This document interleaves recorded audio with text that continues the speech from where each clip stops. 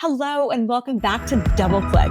In recent years, organizations across the globe have had to deal with a significant number of disruptions to the supply chain. We're talking from global pandemics to natural disasters, and all of them have had significant impact. While you add to that the potential of technologies such as AI, automation, hyperproductivity, and how you navigate this increasingly complex supply chain environment can have major implications on your ability to remain both competitive and resilient. In this episode, I'm joined by Poehling Seymour, the CEO of First Supply, and Mari Cross, the Chief Customer Officer at Infor. We're going to be discussing best practices for establishing a resilient supply chain that can help you tackle today's climate that is pretty unpredictable.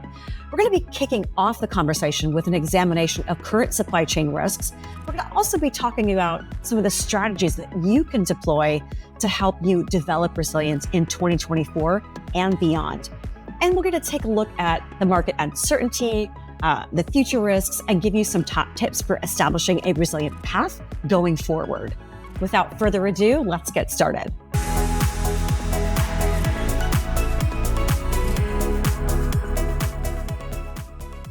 Let's give those tuning in a chance to hear a little bit about both of you, about your roles, your backgrounds. Mari, I'd like to start with you first.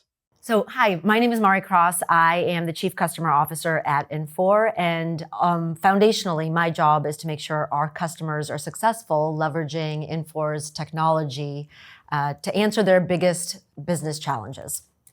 And you, Katie? My name is Poehling Seymour. I'm the President and CEO of First Supply. We have about 700 employees in 52 locations across the upper Midwest. We're distributors of plumbing, pipes, valves, and fittings, HVAC, and industrial supplies. And we're celebrating 127 years this year. We're very proud of our heritage. It's great to have both of you here today. I want to double click on the area of supply chain disruption. Mari, can you set the scene by sharing some examples of what customers are facing today? Absolutely. We have been talking to a lot of customers about, the main changes over the past few years. Certainly, we've had a lot of disruptions. You mentioned, the pandemic and the Suez Canal, but also the Baltimore Bridge. We also live with a lot of just ongoing potential disruption, be it natural disasters or even the constant threat of cybersecurity attacks or data breaches. So you put that all together, and our customers are very much so interested in understanding what are they supposed to do to help address some of these challenges, or at least prevent some of that risk. And so we are discussing things like nearshoring or certainly using technology to better understand real-time supply chain challenges. And again, AI, automation, all of this is super important in helping us get to those answers. I'm curious now to dive into specific threats and disruptions. What do you think organizations have to have on their radars today? How do you see that evolving beyond this year? Where does opportunity await for those organizations that really get this right? I think there's a couple obvious things like geopolitics and really the political situation in the United States being as divisive as it is. There's some really interesting things that we haven't confronted in the same realm. But I think the number one thing we need to worry about is our employee experience and our customer experience. But back to the employee experience, I think we know that there are 3 million fewer people applying for jobs than there are jobs available today. I read a recent article that stated that the number one employee engagement improvement is to improve processes. And where can we find our best process improvements? It's in advancing technology and implementing technology, whether it's AI or hyperautomation and all those kinds of things, to make sure that employees are focused on the tasks that they really want to do and love to do and are adding value to an organization. That's a big job and a big task, but if we can figure out ways to even do it on a smaller scale, I think we'll improve that experience, retain those employees, which will result in a more stable organization. And that's probably not changing. That's probably not going anywhere as we look at what the future next couple of years hold. Katie, I'd love for you to touch on what First Supply is doing to become more resilient to the global supply chain disruptions that are out there. Would love for you to share your organization's approach to this. Coming out of the pandemic, we knew that things were moving so quickly. We needed to learn how to innovate that much faster. So we recast our strategic objectives into really 3 buckets. They're the building blocks of what we do as distributors, but we knew if we could figure out how to move more quickly to identify their key changes in how they support the supply chain, we'd be better off. So we will innovate our workforce, we will innovate our processes, and we will innovate our revenues. So by starting with an innovation story, we could kind of tear down those basics of what we do and then build them back up much more forward looking and thinking about people are at the heart of what we do and make it all work. So we had to be a best in class employer and leverage the technology that we had in place to improve the employee experience. We had to take our processes and implement technology and AI and automation and all the types of things we could do to make ourselves much more efficient and effective with a limited workforce, and again, improve that experience.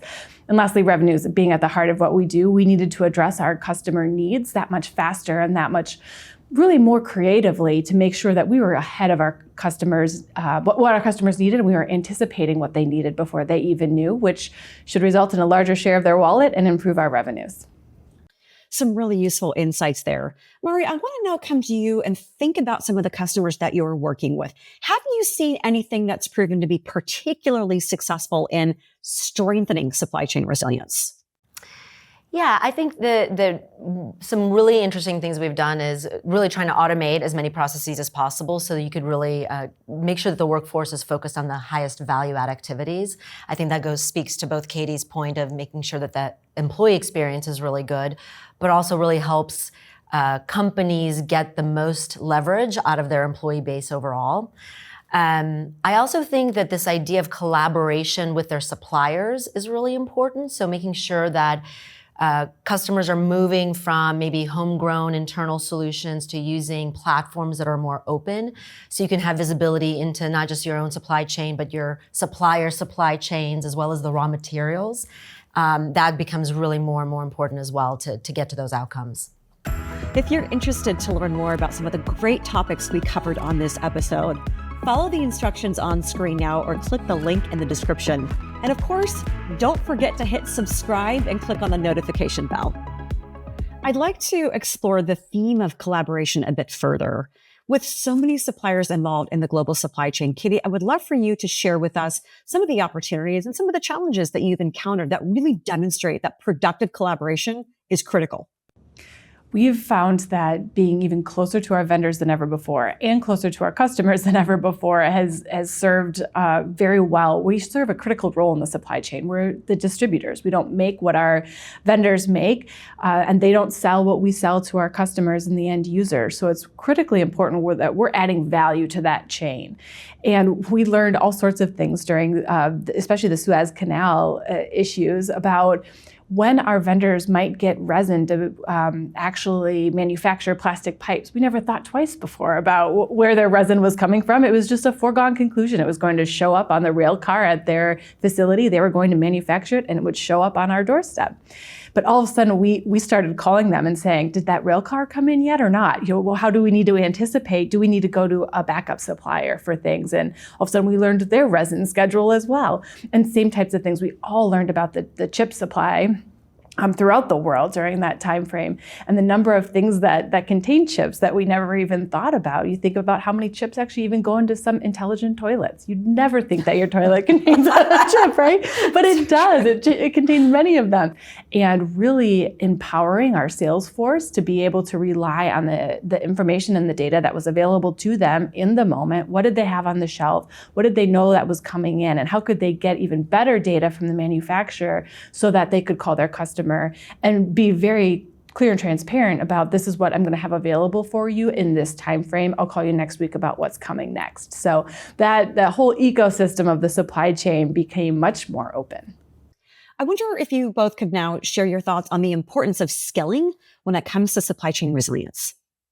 I'll go first. So one of the things that I think we really need to consider is that, again, thinking about skilling for the high value work that we need. So industry knowledge, super important. Understanding the business, super important.